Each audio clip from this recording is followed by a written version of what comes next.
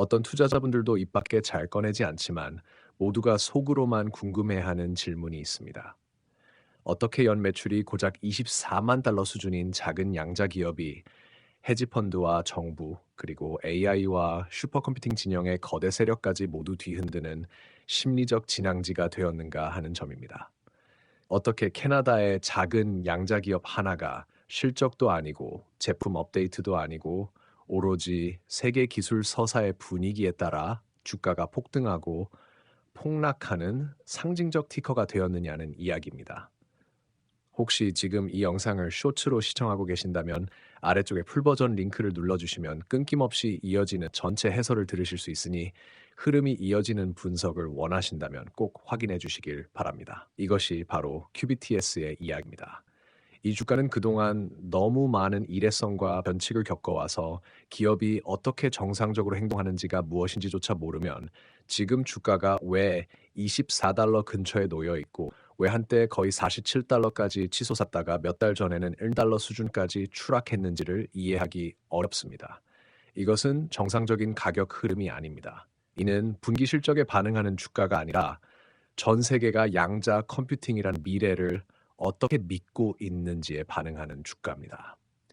그리고 이 영상의 후반부에 현 시점에 맞춘 트레이딩 전략이 포함되어 있으니 전체 맥락을 모두 이해하려면 끝까지 시청해 주시길 정중하게 부탁드립니다.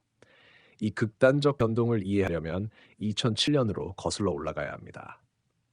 고도 컴퓨팅 업계에서는 보통 연구 논문을 발표하고 그 결과를 검증하고 다른 기관들이 이를 반복 검증한 뒤에야 상업 단계로 들어가는 것이 순서입니다. 그러나 D-Wave는 이 순서를 완전히 뒤집었습니다. 2007년에 컴퓨터 히스토리 뮤지엄에서 세계 최초의 상업적으로 사용 가능한 양자 컴퓨터를 만들었다고 선언했습니다.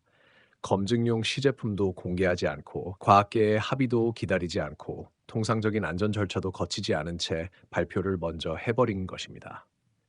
이런 행위는 극히 이례적이며 D-Wave가 실제로 경쟁사보다 훨씬 앞서 있었거나 아니면 전략적으로 충격을 앞세워 시장의 채택 속도를 끌어올리려 했다는 뜻이었습니다. 어느 쪽이든 파급력은 엄청났습니다.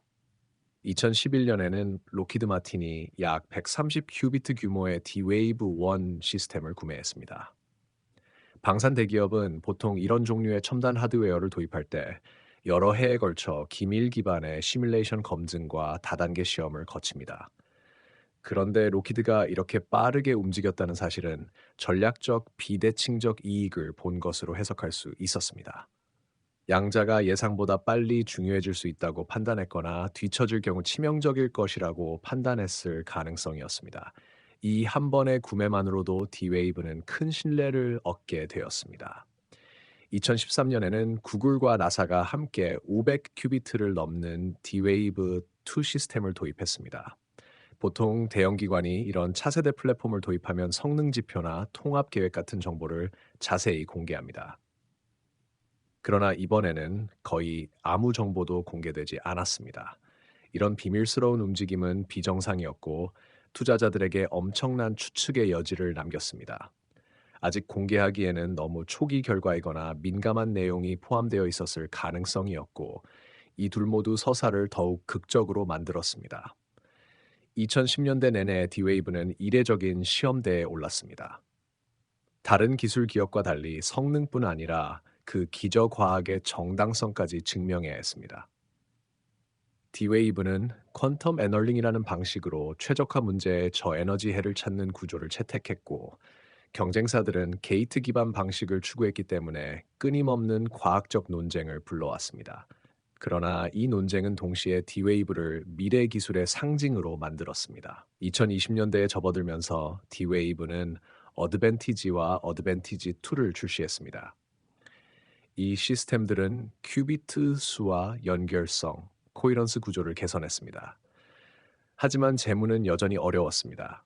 2024년 매출은 9만 달러 수준이었고 손실은 약 1억 40만 달러까지 확대되었습니다.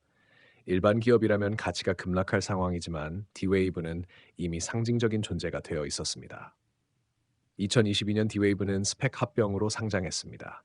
첨단 기술 기업들이 보통 전통적인 IPO를 선호하는 것과는 달리 스펙은 검증 절차가 줄어드는 방식입니다. 게다가 스펙 버블이 붕괴하고 금리가 급등한 시점이어서 상장은 악조건이었습니다.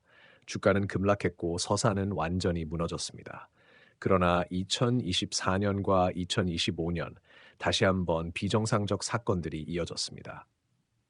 어드밴티지2는 특정 자석 물질의 최적화 문제를 몇 분 만에 해결한 연구 결과를 보였습니다. 반면 기존 모델은 이 문제를 고전적으로 해결하려면 수백만 년이 걸린다고 예측한 바 있었습니다. 보통 하드웨어 개선은 몇 배, 많아야 몇십 배 개선되는 수준입니다. 지질학적 시간대가 몇 분으로 압축되는 결과는 비정상입니다. 이는 진짜 양자 우위가 나타나기 시작했거나 기존 모델링 자체가 잘못되었음을 의미했습니다. 이어 BASF가 제조 최적화 개념 검증을 완료했고 율리히 슈퍼컴퓨팅 센터가 D-Wave 시스템을 통합했습니다.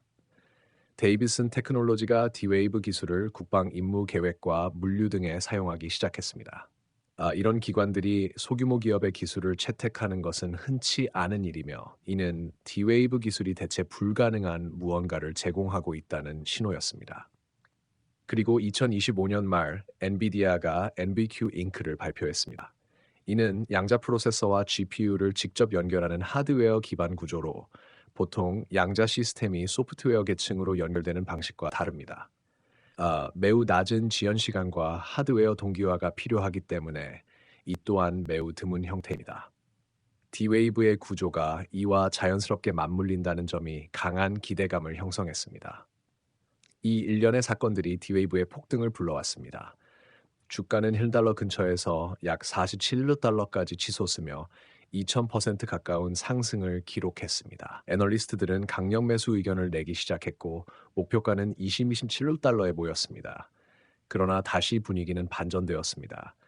미국 정부의 양자 기업 지분 취득 여부를 둘러싼 혼란스러운 보도와 부인, 그리고 마틴 슈크렐리의 양자 종목 공매도 고수익 발언 등이 시장의 열기를 약화시켰습니다. 주가는 다시 20달러대로 떨어졌습니다. 현재 주가는 약 23달러 수준입니다. 30달러 중반대인 200일 이동평균선 아래에 있어 장기 하락 추세에 있습니다. 20달러 중반대인 100일 이동평균선 근처에서 움직이며 중기 추세의 갈림길에 서 있습니다. 22달러와 21달러의 지지가 형성되어 있고 저항은 26달러, 26달러, 27달러에 있습니다. 지금 D-Wave는 두 가지 상반된 진실 사이에 놓여 있습니다. 세계에서 유일하게 20년간 상업용 양자 하드웨어를 판매해온 기업인 동시에 매출은 24만 달러 수준이고 손실은 4억 달러에 가까운 기업입니다. 검증된 기업이면서 아직 검증이 미완입니다. 성숙하면서 미완성입니다. 근본적이면서도 동시에 취약합니다. 앞으로 어떤 진실이 시장에서 우위를 점하느냐가 주가의 방향을 결정하게 됩니다. 어드밴티지2 시스템 성능이 유지되고 기업 계약이 늘어나며 NVQ 링크 기반 하이브리드 연산 구조가 산업 표준으로 굳어진다면 주가는 다시 상승할 수 있습니다. 반대로 이 중 하나라도 약해지면 주가는 다시 하락 압력을 받을 수 있습니다. 단기적으로는 22달러와 27달러 지지 구간에서 반등이 나올 경우 25달러, 26달러, 27달러까지의 기술적 반등 여지가 있습니다. 중기적으로는 100일 이동평균 회복 여부가 핵심입니다. 장기적으로는 양자 애널링이 과학, 제조, 물류, 국방, AI 연산의 핵심 인프라가 될 수 있는지가 관건이다. 영상 후반부까지 시청해주시는 분들께 진심으로 감사드립니다. 시청과 구독과 좋아요와 댓글과 영상을 주변에 공유하시는 열성 청취자분들께 정말 감사드리며 더 좋은 콘텐츠로 보답드리겠습니다. 밸류스터였습니다.